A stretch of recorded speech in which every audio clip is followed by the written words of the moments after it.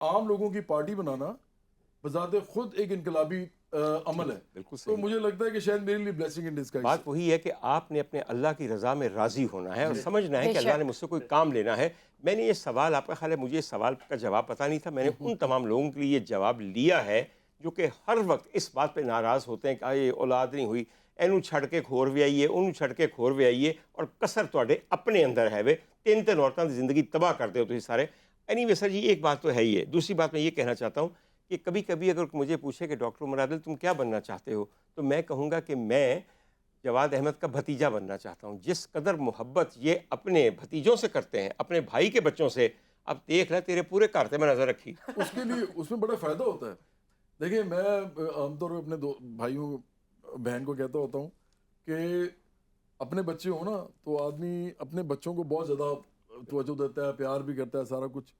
لیکن اس کے لیے پھر بچپن سے لے کے ان کے جوان ہونے تک، جب تک وہ کمانا نہ شروع کر دیں، آپ ہر وقت سولی پہ بھی لڑکے رہتے ہیں. ایسے ہی ہے نا جی. بچوں کو آپ کو انجوائے بھی بڑا کرتے ہیں لیکن آپ کو دینا بھی بڑا پڑتا ہے، اور آپ کوئی کام نہیں کر سکتے اور کرنا بھی نہیں چاہیے. یہ بہت بڑا کام ہے بچہ. اب میرا کیا، مجھے کیا فائدہ ہے؟ وہ سارے بچے کھلونے میرے لیے پیارے اتنے وہ لگتے ہیں. میں ان سے کھیلتا ہوں، ان کے ساتھ وقت گزارتا ہوں، اور وہ میری ذمہ داری نہیں ہے. تو میں ان کو بلکہ جو بھی دیتا ہوں یا ان کے ساتھ جو بھی ٹائم گزارتا ہوں وہ ایکچولی ان کے تحفہ ہوتا ہے. نہیں آج تو میں جواد احمد نہیں کہنا، کہنا چاچو جواد. تو مامو جواد کیا کر، میں چاچو جواد کیا کر. سر بالکل سر دے تحفے صوفے سانو بھی آئیں گے کہ عیدی سانو آئے گی. اچھا سر جی، آج تک ویسے مجھے لوگوں نے بھائی کہا ہے تو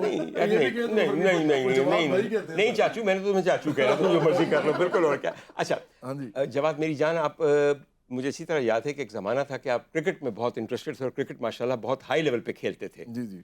کرکٹ تو اب آپ نے چھوڑ دی بہت عرصہ پہلے، لیکن is there anybody who remains your inspiration in cricket, یا your favourite cricketer from any team, from any part of the world? دیکھیں اور آج کی کرکٹ پہ بھی ذرا تبصرہ دیکھیں حالانکہ میں بہت بڑا کرٹک ہوں عمران خان کی سیاست کا، اور ہماری سیاست جو ہے نا وہ ترقی پسندی کی، روشن خیالی کی، سائنس، ٹیکنالوجی، ریزن اور ہیومینٹی، اس کے اوپر بیس کرتے ہیں. اور مجھے لگتا ہے کہ باقی جتنی بھی پارٹیز ہیں نا وہ اس طرف تو جاتی نہیں ہیں. ادھر پیری مریدی ہے، روحانیت ہے، مذہب فروشی ہے، اور بہت سی چیزیں ہیں.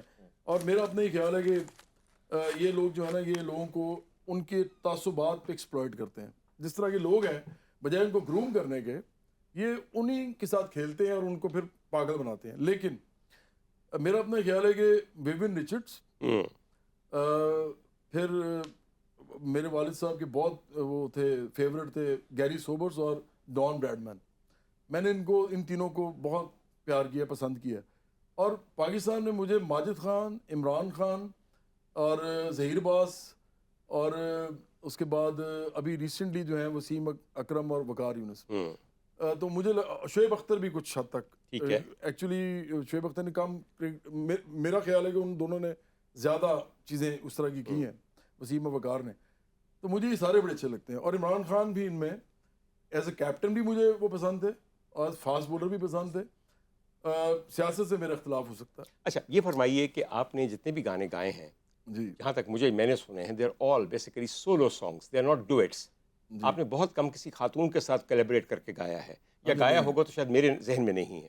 میں نے جی گایا ہے، انڈین ریچا شرما کے ساتھ گایا ہے، الکا یاگنی کے ساتھ گایا ہے، اور سنیدھی چوہان کے ساتھ گایا ہے. پھر وہیں گائے نا، یہاں نہیں گائے. ਇੱਥੇ گائے ਹੁੰਦੇ ਤੇ ਨਹੀਂ ਮਨੀف ਸਾਡੀ ਨਜ਼ਰ ਤੋਂ ਦੂਰ ਹੋਣੀ ਸੀ ਗੱਲ. ਤੁਸੀਂ ਲਾਹੌਰ گاندے، شدریوں گاندے، ਸਾਨੂੰ پتہ نہیں چلنا سی بالکل. اور کی.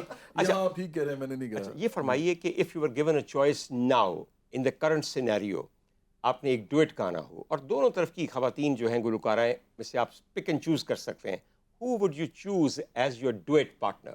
آج بالکل آج پاکستانی انڈین دونوں میں سے. اچھا میں نے آشا بھوچے صاحبہ کے ساتھ بھی گایا ہے، میں ان کے ساتھ بھی گایا. بلکہ میں آپ کو بعد میں ایک چیز سناؤں گا، آپ بڑے حیران ہوں گے. میں ان کو ریکارڈ کر رہا تھا اور میں نے وہ ریکارڈنگ، ایک بگا بھی میرے ساتھ تھا، شاید بگے نے ریکارڈ کیا کسی نے، تو وہ آڈیو پہ ریکارڈ کیا ہوا ہے. تو میں ان کو بتا رہا ہوں کہ یہ لائن اگر اس طرح کہہ دیں، تو مجھے کہتی ہیں، اور وہ ریکارڈڈ ہے، مجھے کہتی ہیں کہ نہیں میرا خیال ہے ایسے ٹھیک ہے. میں نے کہا ٹھیک ہے. 2-3 دفعہ انہوں نے اس طرح کیا، چوتھی دفعہ ان کی آواز آئی، کہتی ہیں آپ کیا کہہ رہے تھے، آپ کس طرح کہہ رہے تھے. مطلب میں آپ کو اس لیے بتا رہا ہوں یہ بات، ان کو پتہ تھا یہ ینگ سا آدمی ہے اور میوزک ڈائریکشن کون سی کوئی اتنی بڑی اس نے کر دینی ہے، یہ کوئی وہ تھوڑی ہے وہ جسے کہتے ہیں آر ڈی برمن یا ایس ڈی برمن، اس طرح وہ تھوڑی ہیں. لیکن انہوں نے پہلے تو انہوں نے کہا کہ نہیں میرے خیال میں یہ لائن اس طرح مجھے گانی چاہیے. بعد میں مجھے کہتی ہیں کہ آپ بتائیں آپ کس طرح کروانا چاہ رہے ہیں. تو لیکن بہرحال مجھے لگتا ہے کہ آج کے زمانے میں وہ جو ہے نا شریا گھوشال، جی میرا خیال ہے کہ وہ آشا بھوسلے اور لتا منگیشکر کے بعد سب سے بڑی آواز ہیں. کیا عمدہ بات آپ نے کہی. مطلب she is also one of my personal favourites. اچھا حضور والا، شریا کی بھی بات ہو گئی، ریشا شرما کی بھی بات ہو گئی، آشا بھونسلے جی کی بھی بات ہو گئی. جی مجھے یاد ہے کہ آپ کے بارے میں کچھ ملکہ ترنم مادام نور جہاں نے بھی کہا تھا. جی جی جی سر ان کا کہنا پتھر پہ لکیر ہے، اور کسی بھی اور ذرا مجھے تو چلیں پتہ ہی ہے، میں تو وہ بھی پتہ ہے اس تو پہلے کی کیاسی تھے، کیوں کیاسی تھے، بعد اس کی کیاسی، مگر جتنا آپ بتانا چاہیں آج رمضان فیضان کے ناظرین کو بتائیے کہ میڈم نے آپ کے بارے میں کیا، کیونکہ بڑوں کا کہا ہوا دعا ہوتی ہے. وہ تو میرے لیے ایک نہایت ہی حیرت ناک بات ہے ہمیشہ کے لیے کہ مجھے انہوں نے کہا کہ مجھے نہیں کہا سوری، وہ تو اس وقت ڈیتھ بیڈ پہ تھیں جب یہ گانا میرا چل رہا تھا بن تیرے گیا جینا. تو مجھے ذلو صاحبہ نے کہا کہ آپ کو پتہ ہے جواد، آپ کے تو پتہ ہے آپ کو گانے گاتی ہوں میں دو، ڈھولنا اور ایک اور اسی مجاجہ والی، یہ نا ذلو صاحبہ اپنے کانسرٹ میں میرے دونوں گا دیتی جی تھیں. بالکل. تو انہوں نے کہا وہ تو گاتی ہوں، لیکن آپ کو پتہ ہے کہ ایک بات آپ کو میں نے نہیں بتائی. میں نے کہا جی بتائیے. انہوں نے کہا کہ جب میڈم نور جہاں صاحبہ ڈیتھ بیڈ پہ تھیں اور ان کا کراچی میں، تو ایف ایم پہ گانا چلتا تھا آپ کا یہ بن تیرے گیا جینا. تو میں بیٹھی تھی ساتھ، انہوں نے مجھے کہا اس کو تو اونچا کر دو. جب وہ چلا میں نے اونچا کر دیا. تو کہتی ہیں کہ یہ جو ہے نا لڑکا یہ نیا آیا ہے کوئی، اس کی آواز میں ایک بڑی ایک ایسی چیز مجھے لگتی ہے، میرا دل کرتا ہے کہ میں مروں نا. یہ انہوں نے کہا تھا، اور یہ مجھے آج تک مطلب نہیں بھولی یہ بات.